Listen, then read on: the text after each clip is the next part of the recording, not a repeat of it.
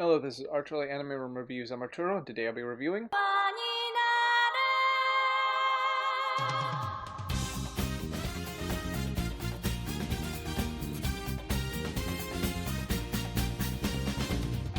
Neon Genesis Evangelion is a classic anime basically got famous through the mid-1990s. And it was different. I mean, it was somewhat mecha, but not really at the same time.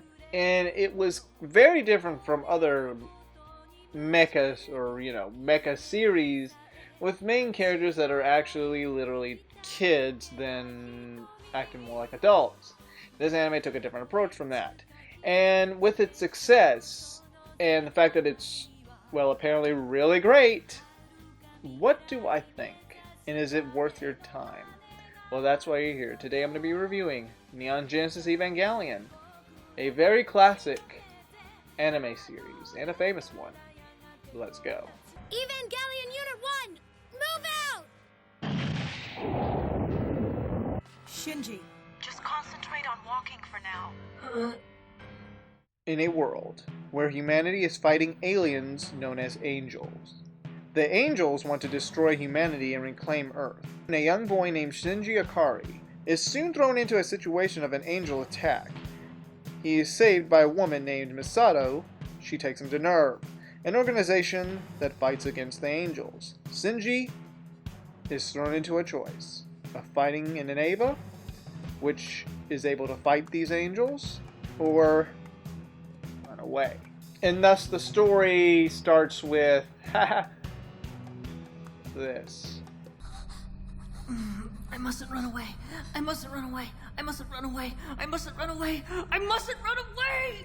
And then on top of that, some weird stuff, but badass action scenes and badass moments at certain episodes. The story, how do I put it? It was going for more character than plot. And you could see that because the plot is very weird. Sure, it starts off with humanity trying to survive this future apocalyptic, technically it's set in the 2010s, 2015. Yeah. Trying to survive against these creatures that want to take over Earth. And it makes sense. But as the story progresses, oh my gosh, you are in for a ride. It gets very out there in some, effed up moments. The music in here is actually pretty catchy. From battle moments, nice orchestra music, heck, even Beethoven's classic song, Ode to Joy.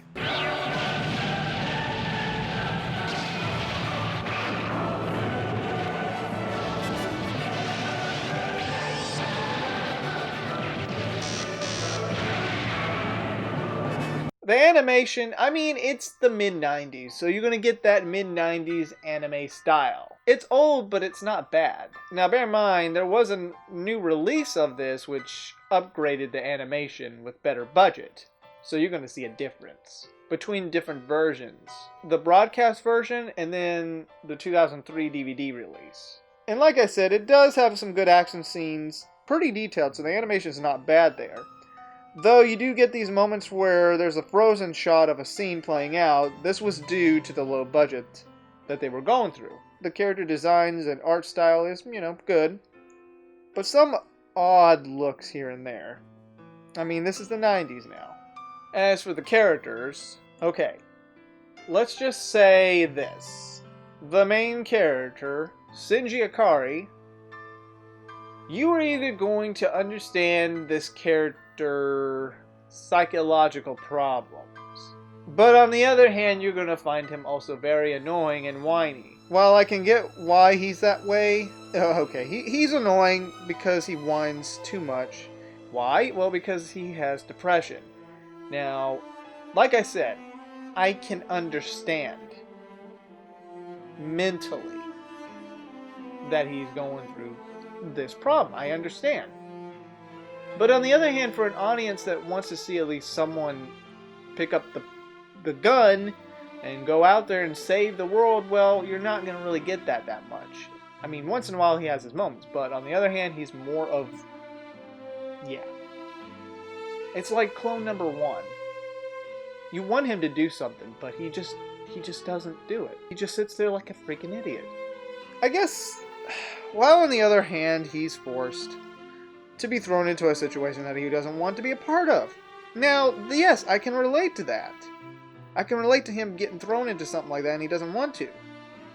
But then, not to mention, he has these moments where he actually argues with Asuka. Yes, Asuka. But you're going to probably hear a lot more people say he's just annoying. Like I said, this show takes a different approach, basically representing the fact that, yes, they're kids. They're not like the kids from Gundam or these other mecha animes that act more mature than the adults. No, they're kids. And that's what's different about this show. But then again, they think of him as a hero because he's the only one that can pilot Eva 1, and there's a reason for that. Now, we do get some backstory with Shinji, which is why he has a depressing mind. And then he has moments where he fights. He does his job, but, you know, you're going to ask, Rei is an emotionless character, but she does have badass moments in fighting angels. However, her character backstory is like... why? Okay. Well, it would make some sense, but what the plot does with her character... Yeah, maybe I should just stop right there. Well, let's jump on to my favorite character, even though she's a tsundere, Asuka. Obviously, she is the more interesting character in this show. Now, bear in mind, she is just as messed up as most of the characters in this show. And as much as I don't really like tsunderes when female characters can be assholes to the male characters, she is an exception. I don't know if something's the matter with me, but I don't know, just something about her. She was just an interesting character. While she's messed up, it's interesting to see what she's going through in her mind. While with Shinji's depression, she has something more where she wants the attention. But when she expresses herself, she comes out assholey. Now, as much as I like Asuka, clone number 2 really likes her because of, well, reasons. But please do not say anything around him because he goes in a tantrum about her. He goes all out with her. And he will not stop talking about her. But what I also like about her is that at least she doesn't go around in the corner and cry. No, she goes out there and she fights. While she's an asshole, she's also cocky. So that is one reason that you might dislike her. Or in general, just dislike her. Or maybe both. You have a love-hate relationship with her. Who knows? I'm the same way. But also because she's German. The Germans are usually fighters. She's tough. Yeah, she was my biggest favorite character in this show. And yes, she also has a backstory with flashbacks of her past along with her mom, which we get to have a bit of a glimpse at why she's this way. Then Masato is the leader, along with her friend that is a scientist. But let's go to Masato. Masato is someone else who isn't perfect either, but she cares for Shinji's safety. Well, she cares for almost every Eva pilot's safety. At the beginning, she takes Shinji under her wing because of his shitty dad. There are a lot of things with her as well, which makes her interesting, but the one thing I will say is that her past, she was one of the survivors of the second impact. And her dad, as much as she hated her dad, ended up saving her. She thinks about her dad, whether or not to hate him or love him. There are other things with her, but I'm not going to go into much detail. I'll just save it. And then you have Gendo. What is there to really say about this douchebag of a dad? I mean, he leads NERV, and he basically has his master plan. I mean, you know he's scheming something. That's all I have to say about it. He's an asshole. You won't like him. Now, there are big reasons to why he is doing what he's doing with this plan. It's a weird reason, yes. You could kind of get it, but on the other hand, he's just messed up. But that continues into the movie as well. So I'll save that for another day. Now, there are more characters in this show, but I'm mostly focusing on the main ones. I don't want to give too much away. You know, mas characters. Okay. My enjoyment. So, here's the thing. There are some aspects of this anime that I like. For one, Asuka. Then you have the world. Like the UN joining forces to fight against the angels.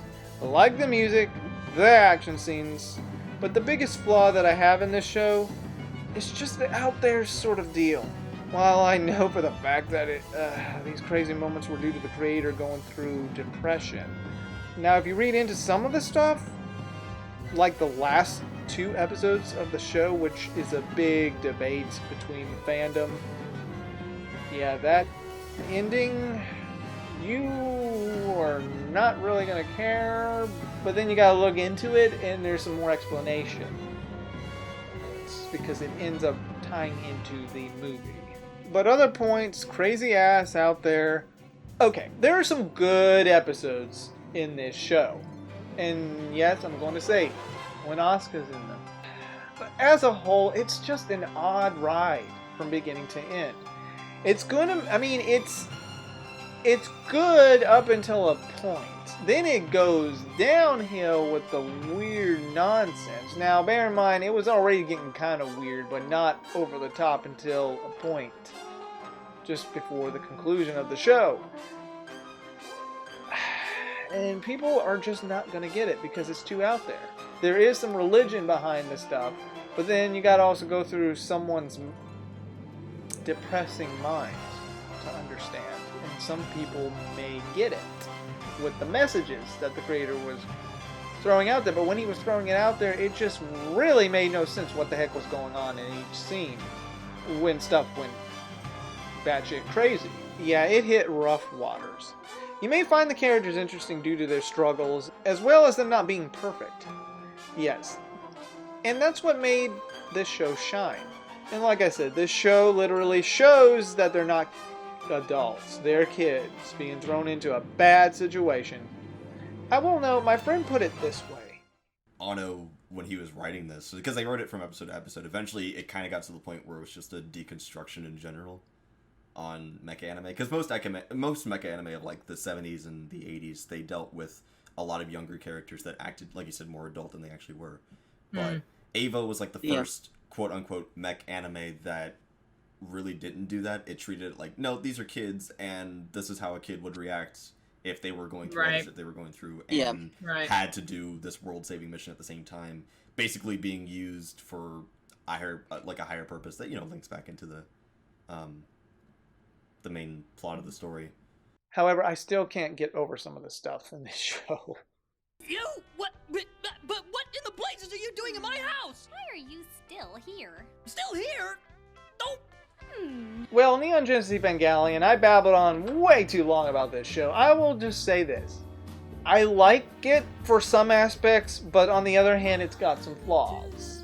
So, I don't know, like, some people really like this show, and I understand why they like it to an extent, but then there are just other weird things that are not fleshed out well. It's just over the top.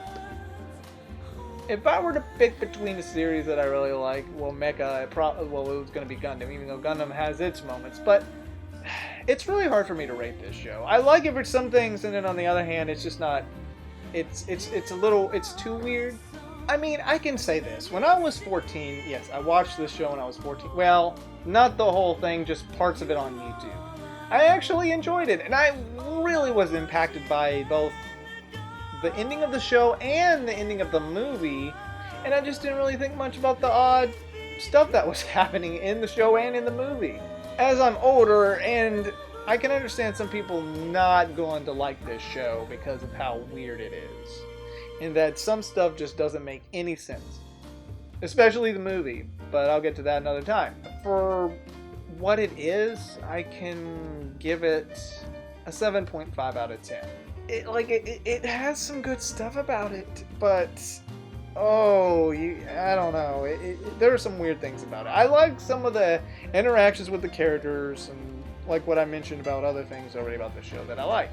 It's a game. It's like a game. You have to kind of think about it for a bit to understand. You have to watch it several times to understand it. But it's not going to click right away. You have to watch it several more times to understand what the message is going for. But people kind of want it straight, right then and there. They want it right away.